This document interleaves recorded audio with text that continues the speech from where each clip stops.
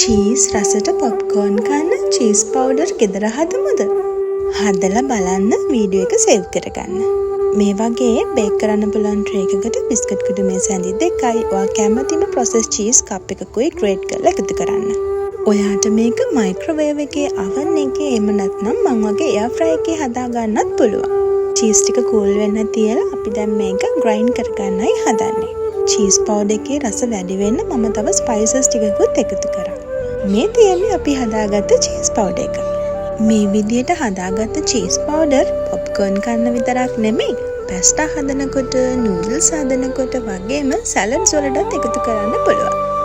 ඔයා ඩයට් කරන කෙනෙක් නම් ලෝ ෆැට් චීස් වලින් මේ විදියටම චීස් පවුඩර් ගෙදර හදලා බෝරින් සැලඩ් එක රස කරගන්න පුළුවන්. ඔයත් චීස් පවුඩර් try කරොත් මට රස කියන්න අමතක කරන්න එපා. ගිහින් එන්න. සුබ දවසක්.